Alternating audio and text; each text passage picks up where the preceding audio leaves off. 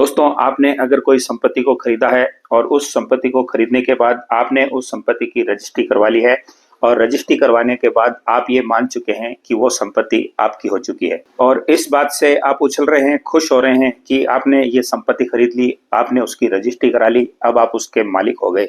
तो हो सकता है कि आप गलत हो सकता है कि आप उस संपत्ति के अभी ठीक से मालिक नहीं बने हो सकता है कुछ ऐसी बात आपके सामने आ जाए कि आपकी ये खुशी काफूर हो जाए, आपकी खुशी हवा में उड़ जाए। ये बात मैं इसलिए कह रहा हूँ, सबूत के साथ बताऊंगा, प्रूफ के साथ बताऊंगा, ऑनरेबल सुप्रीम कोर्ट के एक डिसीजन के तहत बताऊंगा किस तरह से मैं आपको कहना क्या चाहता हूँ। 7 अप्रैल 2025 को ऑनरेबल सुप्रीम कोर्ट का एक ऐसा डिसीजन आया था जिसने रजिस्ट्री करवाने वालों को ये सोचने पे मजबूर कर दिया कि क्या रजिस्ट्री करवाने मात्र से वो उस संपत्ति के मालिक बन जाएंगे। तो एक तमिलनाडु का केस था जिसमें सब रजिस्ट्रार ने एक सेल डीड को रजिस्टर्ड करने से मना कर दिया था। रजिस्ट्रार का इसमें यह कहना था कि तमिलनाडु सरकार का एक निर्णय था, एक डिसीजन था, एक दिशा निर्देश था कि रजिस्ट्रेशन एक्ट में एक ऐसा रूल है जिसमें सब रजिस्ट्रार को पावर होती है कि वह किसी भी संपत्ति की रजिस्ट्री करने से मना कर दे या उसकी मर्जी है तो वो संपत्ति की रजिस्ट्री करे। रजिस्ट्रार सिर्फ ये देखता था कि संपत्ति बेचने वाला हाजिर है, संपत्ति को खरीदने वाला हाजिर है, तमाम दस्तावेज उपलब्ध हैं, तो बस संपत्ति बेचने वाले के पास उसका टाइटल है और उससे संबंधित उसके पास दस्तावेज हैं या नहीं है। इससे वो साबित होता था कि वह उस संपत्ति का मालिक है और इसके उपरांत सब रजिस्ट्रार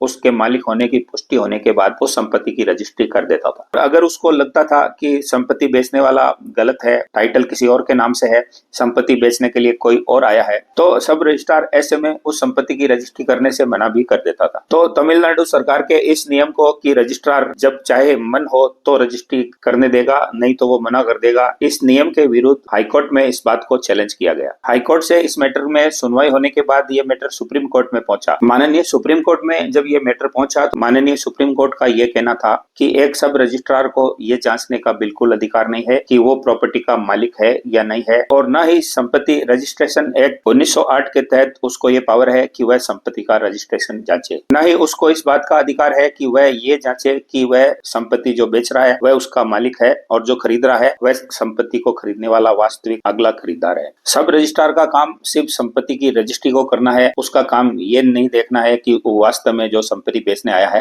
वह उस संपत्ति का मालिक है या नहीं है। सब रजिस्ट्रार को सिर्फ ये देखना होता है कि जिस संपत्ति की रजिस्ट्री करवाने के लिए आए हैं उस संपत्ति की प्रॉपर रूप से स्टाम्प ड्यूटी चुकाई गई है, खरीदने वाला और बेचने वाला मौजूद है और प्रॉपर रूप से स्टाम्प ड्यूटी चुकाने का पूरा प्रोसीजर को फॉलो किया गया है। इसके अलावा दोनों पार्टियां यानी कि खरीदने वाला और बेचने वाला प्रॉपर रूप से उस संपत्ति की रजिस्ट्रेशन में 2 गवाहों के साइन करवाए जा रहे हैं और उनकी तस्दीक भी इसमें करवाई जा रही है। तो ऐसी स्थिति में सब रजिस्ट्रार ऐसी किसी भी संपत्ति को रजिस्टर्ड करने से मना नहीं कर सकता। उसे इस बात से कोई लेना देना नहीं होना चाहिए कि संपत्ति की जो रजिस्ट्री करवा रहा है वह उस संपत्ति का वास्तविक मालिक है या नहीं है। उसको सिर्फ ये देखना होता है कि दोनों व्यक्तियों के बीच जो लेन देन किया जा रहा है, जो पैसे का लेन देन किया जा रहा है, उसको प्रॉपर रूप से उस सेल डीड में मेंशन किया गया है या नहीं किया गया है। इसके अलावा माननीय सुप्रीम कोर्ट ने यह भी कहा कि तमिलनाडु सरकार ने जो नियम बनाया गया है वो नियम ही गलत है, हम इसको रद्द करने की सिफारिश कर रहे हैं। उसमें यह कहा गया कि राज्य सरकार को ऐसा कोई भी रूल्स बनाने का अधिकार नहीं है जिसमें सब रजिस्ट्रार को ऐसी शक्तियां दी जाए, ऐसा पावर दिया जाए कि वह किसी भी संपत्ति की रजिस्ट्री को करने से मना कर दे। वो कोई ऐसी शर्त नहीं लाद सकता। पिछली सेल डीड को या पिछले चैनल को सब रजिस्ट्रार को देखने का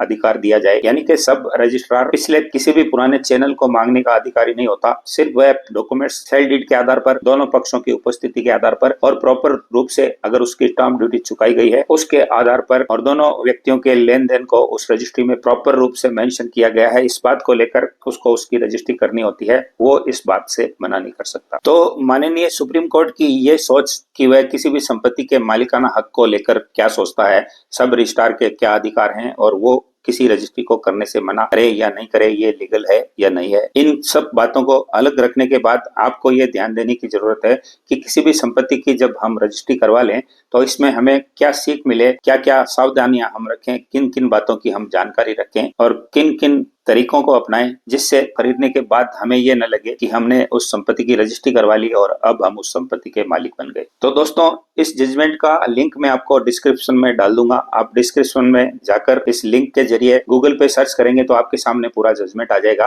आप इस जजमेंट को पढ़ सकते हैं और इसमें जो बातें मैं इस जजमेंट के हवाले से आपको इस वीडियो में बताना चाह रहा हूँ वो बातें आप इसमें जाकर पढ़ सकते हैं। इस जजमेंट से हमारे सामने एक बात जो निकल कर आती है वो यह आती है कि किसी भी संपत्ति की रजिस्ट्री करवा लेने मात्र से हम उस संपत्ति के मालिक नहीं बन जाते। यानी कि रजिस्ट्रार को माननीय सुप्रीम कोर्ट के हवाले से जब ये अधिकार दे दिया गया है कि उसको संपत्ति का टाइटल देखने का पावर नहीं है, वह पुराने चैनल को चेक नहीं कर सकता, किसी भी संपत्ति के डॉक्यूमेंट्स को चेक करने का भी राइट नहीं है। सिर्फ उसका अधिकार यह है कि वह संपत्ति के मालिक के उपस्थित होने और सेल डीड में जो लिखी गई बातें हैं उन दोनों बातों से खरीदार और बेचानकर्ता के सहमत होने मात्र से और प्रॉपर रूप से अगर उसकी स्टाम्प ड्यूटी चुकाई जा रही है उससे उस संपत्ति की वो रजिस्ट्री कर देता है। तो ऐसी किसी भी रजिस्ट्री के होने मात्र से आप उस संपत्ति के मालिक नहीं बन जाते हैं। इसमें कई बार कई चीजें ऐसी हो सकती हैं, आपके सामने ऐसा खतरा उत्पन्न हो सकता है, आपके सामने ऐसी परिस्थिति उत्पन्न हो सकती है कि चूंकि रजिस्ट्रार को जब ये पावर नहीं दिया जा रहा तो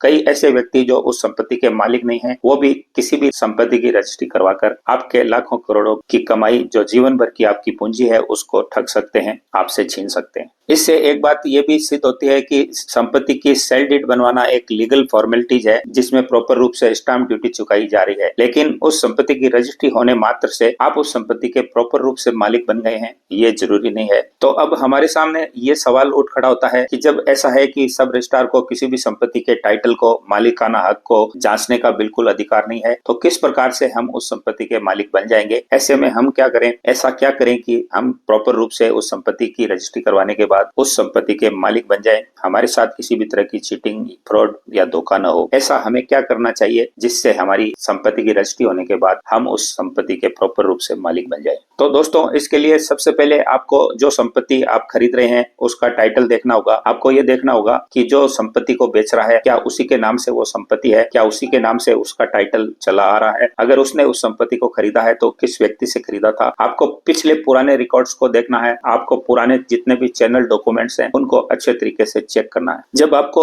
उस प्रॉपर्टी को जहां से अलॉट किया गया था वहां से लेकर जो संपत्ति को बेच रहा है उस तक का पूरा रिकॉर्ड मिल जाए तो उस रिकॉर्ड के मिलने के बाद आप ये तसल्ली कर सकते हैं कि जो प्रॉपर्टी बेच रहा है वो संपत्ति का मालिक है और उससे उस संपत्ति को लिया जा रहा है। इसके अलावा आपको ये चीज भी देख लेनी चाहिए कि उस संपत्ति पर किसी भी तरह का कोई लोन बकाया तो नहीं है किसी बैंक में, उस संपत्ति के दस्तावेज गिरवी तो नहीं रखे हुए हैं, क्या संपत्ति बेचने वाले व्यक्ति के पास उस संपत्ति से संबंधित पूरा चैनल डॉक्यूमेंट्स का सेट ओरिजिनल रूप से पर्याप्त है या नहीं है। चैनल डॉक्यूमेंट के साथ साथ आपको उस डिपार्टमेंट में जहां से उस प्रॉपर्टी को अलॉट किया गया है उस डिपार्टमेंट में लीज भरी हुई है तो लीज की रसीदें या कोई और अन्य किसी भी तरह का कोई रसीद कटी हुई है तो वो रसीदों को भी आपको पर्याप्त रूप से अच्छे बारीक तरीके से देख लेना चाहिए। तो जब आप उस पुरानी संपत्ति से संबंधित तमाम दस्तावेज देख लेंगे, उसका पूरा इतिहास देख लेंगे, हिस्ट्री देख लेंगे और तसल्ली कर लेंगे कि प्रॉपर्टी सही है तो आप उस संपत्ति को खरीदने के बाद कह सकते हैं कि आप उस संपत्ति के मालिक बन गए। कई बार ऐसा होता है कि किसी संपत्ति में कोई चैनल डॉक्यूमेंट मिस होता है, प्रॉपर्टी को बेचने वाला इस बात का बहाना कर देता है कि ये डॉक्यूमेंट तो मेरे पास नहीं है, तो आपको सब रजिस्ट्रार ऑफिस में जाकर उस संपत्ति से संबंधित पूरे चैनल को खंगालना है, पूरे चैनल डॉक्यूमेंट्स की चेन को आपको वहां से सर्टिफाइड कॉपी के रूप में ले लेना है। इसके अलावा